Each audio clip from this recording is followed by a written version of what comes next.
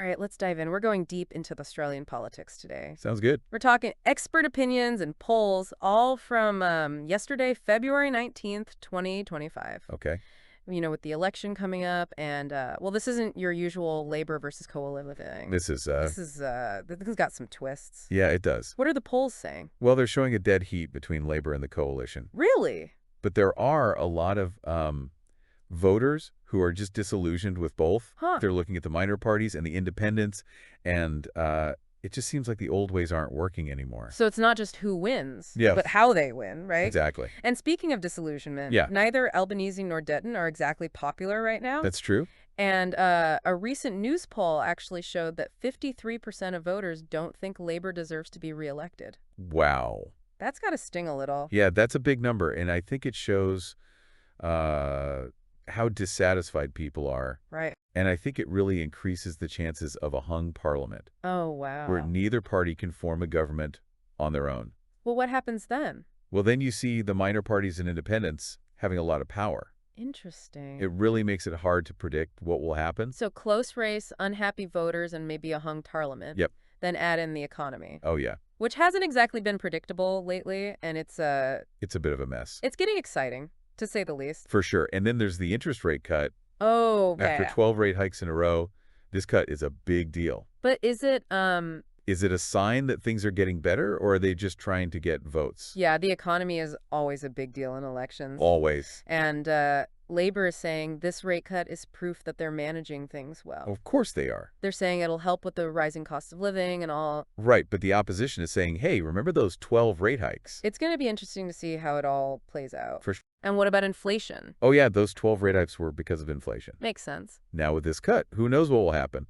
Will it make inflation worse, or is it a sign that the economy is actually getting better? It's a big gamble for both parties. It is, and a gamble for all of us, really. That's true. Well, this whole debate about the economy and what the government should do, it reminds me of the Whyalla steelworks bailout. Oh, yes. That was, what, a $2.4 billion rescue package? Yeah, a lot of money. It really showed how people feel differently about this stuff. Yeah, the conservatives, they weren't happy about it. Right, they said it was a waste of money and just trying to buy votes. Exactly, but the people in South Australia, where the steelworks is, they were happy. Yeah, they said it was about protecting jobs and Australian industry. It's a tough one. Do you step in and save jobs, or do you let the market do its thing? Tough choices. And then you've got Albanese and Dutton. Yeah. They both want to convince us they have the best plan for the economy, but they both have their own problems, too. Like what?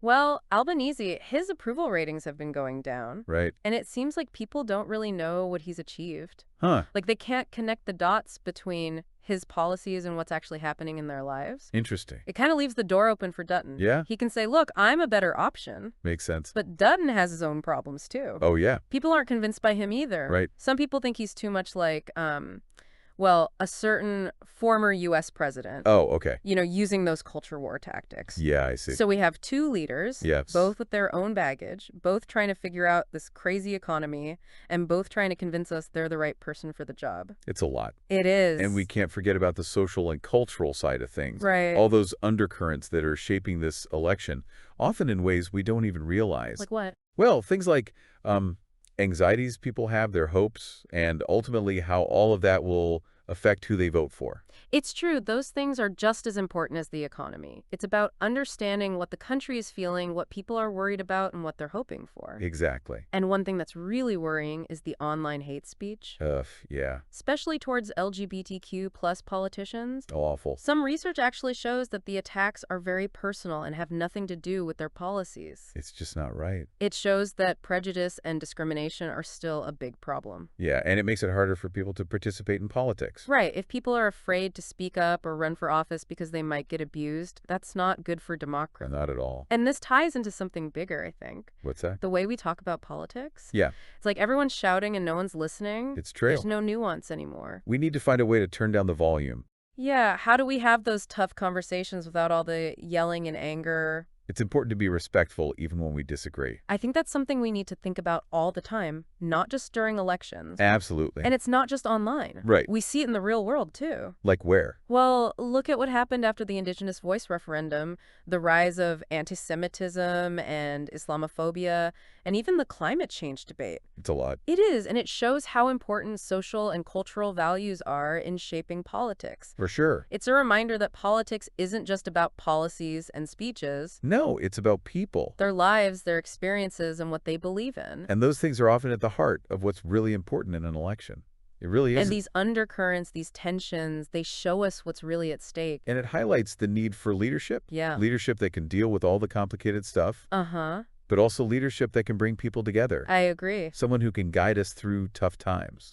So we've got a tight race, a shaky economy, and a society dealing with some really complex issues. Yeah. It's a lot to think about. It is. And we've only just scratched the surface. That's what makes Australian politics so fascinating. It really is. It's a reflection of who we are as a country. All our hopes and fears. And our desire for a better future. Exactly. Yeah, it's like this gap between the politicians and, what people are actually dealing with every day. It is. And that's why people are so unhappy with both Labor and the coalition. They want something real. Yeah, they want someone who gets it, someone who's like them. Authenticity. Yeah. Exactly. And that's why we're seeing more independence, more influence from social media, and more focus on things like climate change. And social justice. Like the old way of doing politics is over. People are smarter now. They are. They get their information from everywhere. Everywhere. And they're paying attention. They're not just looking at the party, they're looking at the bigger picture. The values, division, the leadership. Exactly. And that brings us back to the economy. Right. We talked about the interest rate cut and the Whyalla thing, but we have to remember the people. The real people behind all the numbers. Exactly. People are worried about being able to afford, well, life. Yeah, the cost of living is a huge issue. Inflation, energy prices, housing. It's tough out there. And both parties know they have to address this if they want to win. Oh, for sure.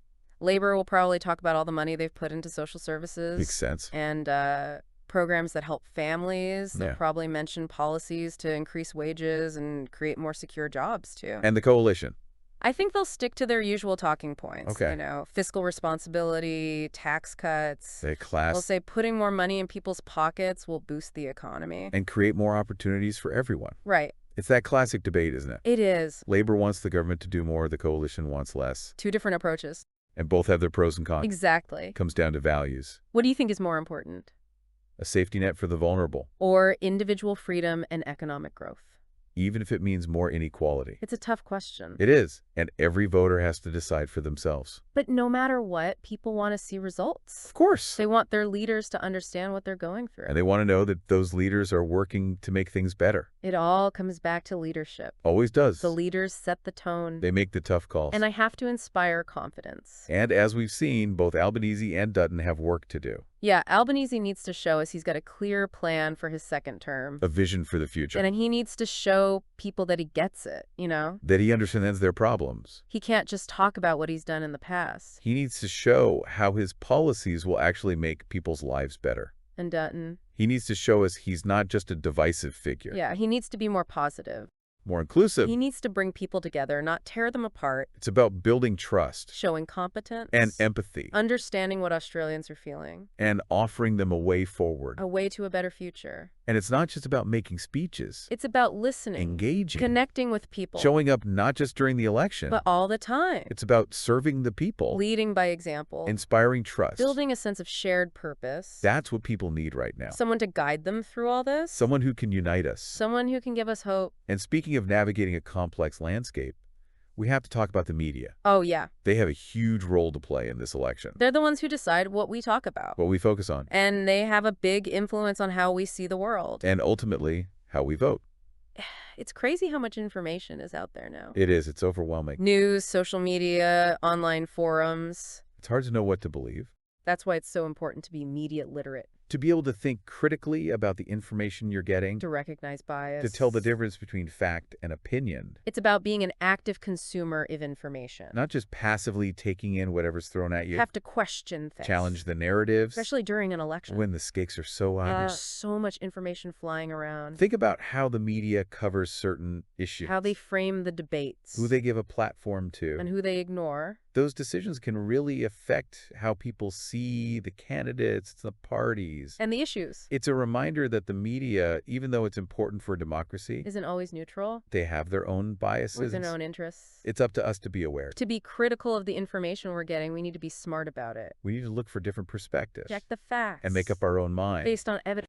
not just headlines or sound bites. That's what it means to be an informed citizen. It's about taking responsibility for your own understanding of the world Engaging in thoughtful discussions. and making choices that align with your values. Because this election isn't just about picking a party or a leader. It's about the kind of future we want for Australia. Exactly. And that future will be shaped by the information we choose to consume, the voices we listen to. the stories we believe. So as we get closer to the election, Stay curious stay informed. and stay engaged. Listen carefully. Think critically. Don't be afraid to ask questions. Challenge assumptions, Seek out different viewpoints. because this is your democracy. Your voice matters. And your choices matter. They have the power to shape the future. So we've covered a lot of ground here. Economy, leaders, all those social and cultural things going on, and even the media. Phew, what are the big takeaways here as we get closer to this election?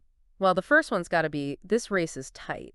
Like, really tight. Yeah, Labor and the coalition are neck and neck. And with so many voters not happy with either of them, it's tough to say who's going to win. And then you throw in the chance of a hung parliament. Oh, yeah. That just adds another layer of unpredictability. Imagine minor parties and independents calling the shots. That would change things up, for sure. Big time. We could end up with a parliament that's more diverse, more representative of the people, but also maybe less stable, more prone to gridlock. So voters really got to think about that. Yeah. It's not just about picking a team. It's about understanding what a hung parliament could mean and if that's what they want. Definitely. And that leads us to, I think, the other big takeaway, the economy. Yeah. That surprise rate cut, the cost of living going up, up, up. I mean, the economy is the main event this election. Right. People are worried about their jobs, their mortgages, just making ends meet. Exactly. And, that whole Whyalla steelworks thing, that was a perfect example of of that back and forth between, do we let the government step in or let the market run things? It's a tough one. It is.